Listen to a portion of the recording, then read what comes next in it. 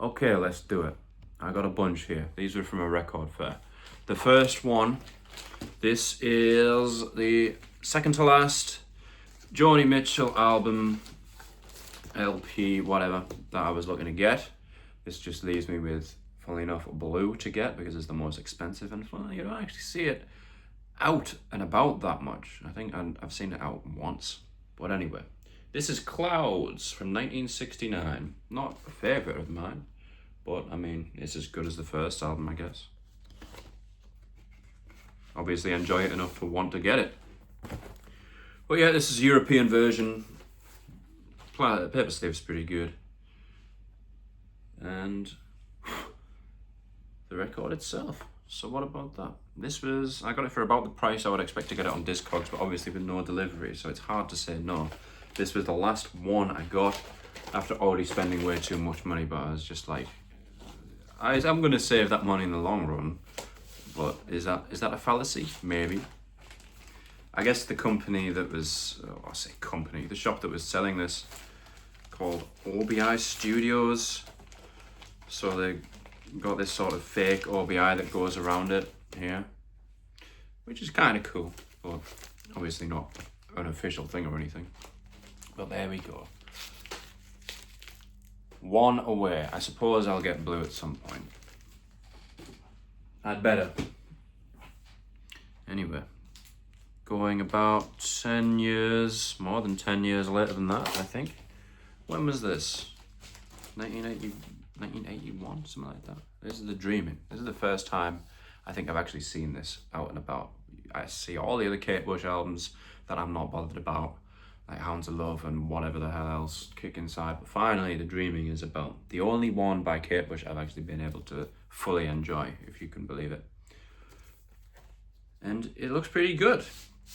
Comes with the actual lyric paper sleeve and the record itself. It's nice and standard. Yeah, what is it about this one that's more interesting? I thought Hounds of Love, it didn't really interest me. I don't know why. The stuff before, just couldn't really get into it. I think I heard both Kick Inside and a third album, Never Forever or something like that it's called. Just something a bit odd. And then this one, I was like, yeah, this whole thing's really good. Pull the Pin, right? Mad Song. What else on here? I mean, pretty much all the songs are weird. Isn't David Gilmour on this album as well? Wild. But I've got it now. I'm still yet to hear a few of the later ones from her, so we'll see. And here's the next. We are back to Cocteau Twins EPs, apparently. IKEA Guinea, however it's pronounced. IKEA, maybe not. IKEA Guinea. And a bunch of other songs that, I mean, are just equally stupid titles, like Kookaburra and Quico's Rococo. What the hell, man? What were these guys on? I mean, heroin, I guess. The less said about that, the better. Alright, and here it is. Again, like the other EPs I got ages ago, I don't really know it.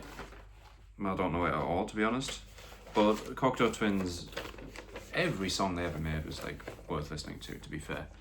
But that also means that it's hard to distinguish what's what.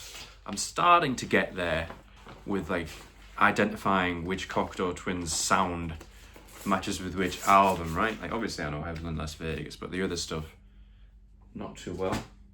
Actually, I know Head Over Heels pretty well now. But when you get to Bluebell Knoll, what's the difference between Bluebell Knoll and,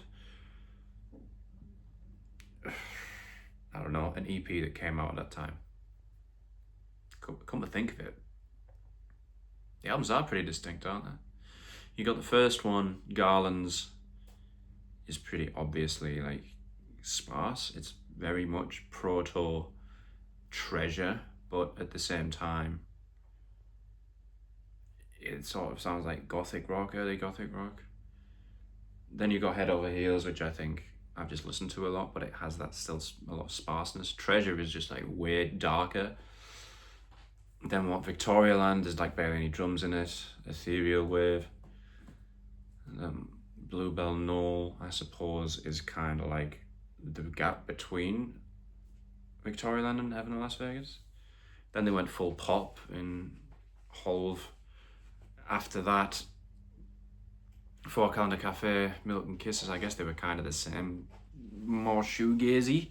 Not to say it was ever shoegaze, but yeah, I guess between those two I can't really distinguish right now. Anyway, massive tangent aside. Massive tangent aside. Right, this was, what could you say? The Motherlode, right. First one, this is Feast by the Creatures. Now, not an album I'm that into, but I did say, if I ever see it and it's for a good price, I'll get it. And what do you know? It was there for 15 quid, so I was like, yeah. I'm gonna follow my own rule. Obviously, I've got a couple of the 7 inches, but first time I've ever seen a Creatures LP. I think the ones after this are considerably rarer. This was made quite a lot. Pressed quite a lot. Weird album, weird group, obviously. Susie adjacent, so I'm kind of like trapped in the sense that I have to buy it. But this was just the beginning, because the rest of this stack, oh my gosh. No wonder I spent so much money. First of all, and most importantly, finally, I found a copy of Hyena without having to resort to online. It was just there. Didn't have that many LPs by Susie, but this was here. And it was for cheaper than I could have ever expected to get it online. So yes, finally, I've got the whole LP discography except for Superstition, and who gives a damn about that? It came out in like 1991 and is £1 million on vinyl. So for all intents and purposes, I'm done. Hyena, it actually looks like a really nice copy as well. It's not even battered. One of their best artworks, I would say. There you go, Robert Smith. There he is. And the rest. And lyrics, this is a really nice insert. They always had good inserts. I don't know if I've got the legit paper sleeve for all of the records, maybe not. And just, there's a record. Nothing interesting about the record. But yeah. Needless to say, I was happy enough that this was there, but then it just kept on going. It just kept on going, because here's the next one. The Fawn. So this was their kind of EP that came out, I think, was it after Tinderbox? Before Tinderbox? Maybe it was before, but this was one of the few releases they had with Carruthers. Re-records of old songs, so what, Overground, Placebo Effect, Voices on the Air and Red Over White. And yeah, John Valentine Carruthers in there. Does it? I assume it was 1986 then. No sleeve, and actually this vinyl doesn't even have the back label, which is a bit of a shame, but whatever, I'll still play it the same. Yeah, this was a weird one. It kind of had orchestral stuff instead of the usual post-punk back end. Copyright 1984. That doesn't seem right. But anyway. It's dated the 26th of July 85, so this came out in 85, I guess. Yeah, I actually don't know the Thorn very well, but I would have wanted to get it. And then the rest. So that's like sort of LPs, EPs. Then we've got, dare I even count? I got plenty of singles. I guess 6 12-inch singles, starting off with Arabian Nights. Here it is. Obviously from Juju, with B-sides, Supernatural Thing, Congo Conga. I'm not too familiar with the B-sides, to be honest. But Arabian Nights is obviously, well, I guess it's one of their best songs. It doesn't really mean much coming from me, but it's one of the absolute best they made. One of the few concise ones from Juju. This could do with a proper clean. My gosh. But yeah.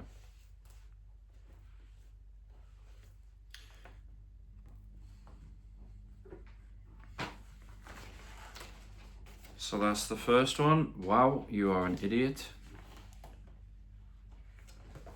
I love all the singles art they had, because like this band was never, they never really had the cover as just like the members or something stupid like that.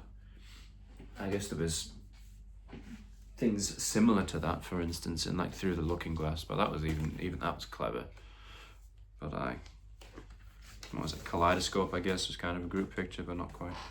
Here's the next one, and Kiss in the Dream House. Okay, Melt. B-sides, Sleeping Rain and Il est d'avant enfant. Excuse the pronunciation, but yeah, Melt. Just one, I mean, every song on Kiss in the Dream House is really good, so. But I guess this isn't one of my absolute favourites. I mean, just look at it, man. All that effort going into the single art. You just look at it all day. So much colour. Enough of this black and white malarkey. Let's have everything in colour, please. And yeah, I got some really vintage plastic sleeves. I assume this one's as old as the actual single. Next, moving to Hyena. Swimming Horses. Unfortunately, this one has, I guess, used to be a price tag ripped off and peeled off. Otherwise, it seems pretty good. Swimming Horses again, another painting, looks awesome.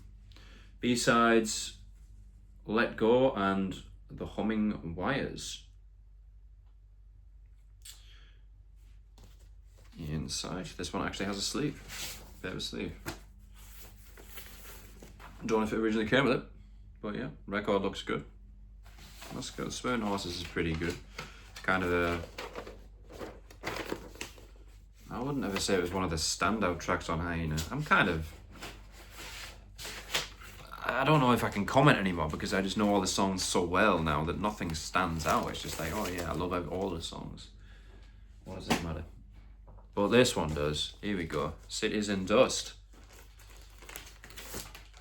Tinderbox, obviously. Can't pass up on this one. Maybe their best song. Yes, John Carruthers. Unsung Hero. Or maybe quite sung these days. B-sides are An Execution, Quarter Drawing of the Dog.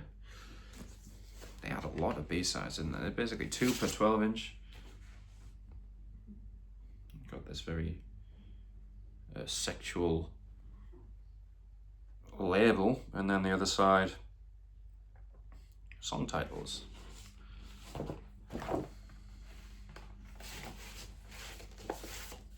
Never gets old, Cities in Dust, let me say.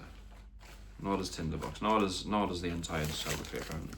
Okay, next up, I didn't realise I basically got only one single per album, which is kind of cool. Not all of their albums, obviously, but many. This Wheel's on Fire. So this is Looking Glass. I got a lot of Carruthers stuff, actually. I didn't even realise. But yeah, This Wheel's on Fire. This had a couple of different covers. This is just, I think, a later version. It's, strictly speaking, it's the Incendiary mix. Whatever that is. In fact, I believe Cities in Dust was an extended mix. Obviously, it's 12 inch. B-sides are Shooting Sun and Sleepwalking on the High Wire. I actually know the latter there. One of their best B-sides, I reckon.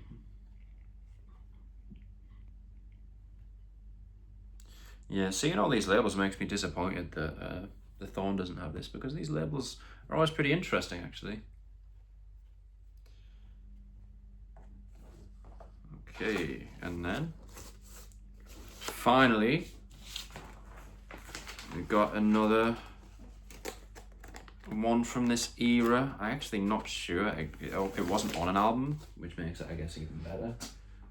But it's tied to, like, probably Looking Glass more than Tinderbox, really. This is Song from the Edge of the World. It was actually still in plastic wrap, but I got rid of it because it was pointless. So here it is. What is it? The Columbus Mix, a song for the edge of the world. A song I think that was disowned by the group because of the bad mix or something like that. I like it enough though. The Whole Price of Blood and Mechanical Eyes. As I recall, Mechanical Eyes is kind of a really strange one. They were not shy in the B-sides, I'll say that much. And here it is. All of these could do with a good clean. But made no odds to me because I picked up all of the ones that I didn't have pretty much. In fact, there was stuff like live albums and the likes that I didn't bother with because it's just like, how far could it go? What do I want to get every single bootleg as well? That seems a bit excessive, to be honest, but as far as stuff that I recognise, it's just a complete money pit for me. That's all I got from the record fair. I am waiting on one I bought pre-ordered from Numero a while ago. I think they said it was shipping out in May. We'll see. But otherwise, that will be me for this month. In fact, I already spent quite a bit of next month's budget, but I'll see you later.